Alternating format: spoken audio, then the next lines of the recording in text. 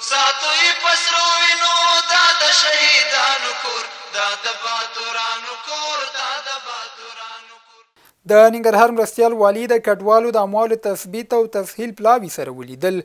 د ننګرهار مرستیال والي مولوي غلام الرحمن حیدري ولایت مقام کې کډوالو بیرته راستنیدونکو کورنیو د اموالو د تثبیت او تسهیل پلاوي سره ولیدل او په اړوند موضوعاتو کې همغږي وکړه. د ننګرهار د نفت او غازو نوې امیر مسؤلینو ته ورپېژندل شو. د ننګرهار ولایت مقام د کارکونکو چارو رئیس مولوي عبد الله ساجد او د نفت او غازو اماراتي شرکت مسؤلینو له لوري د دې ولایت د نفت او غازو شرکت نوې امیر محمود عثماني مسؤلینو د شرکت کارکونکو ته ورپېژندل شو.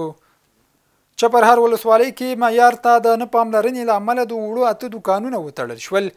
د ننګرهار عدلي ریاست د انسجام امریت په مشرۍ ګډ پلاوي د چپرهار ولسوالۍ په بازار کې د وړو 10 هټۍ وسارلې چې له جملې 8 هټۍ د کم وزن او ټیټ کیفیت له امله وتړل شوې.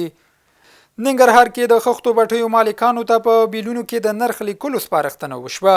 د ننګرهار بیو کنټرول او احتکار مخنیوي کمیسیون غړو په سرود ولسوالۍ کې د خښتو بټیو څخه د نرخنامې تطبیق په موخه څارنه ترسره کړه چې په ترڅ کې معلومه شوه لا هم د خښتو بټیو مالکان په بیلونو کې نرخونه نه لیکي.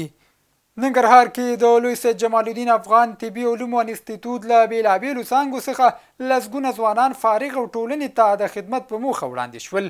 روغتیا پالانو له فارغو شویو زده کړیالانو وغوښتل چې په ترسره کړو زده کړو بسنه ونه کړي او په خپلو اړوندو رشتو کې د ډاکټرا تر کچې زده کړې وکړي.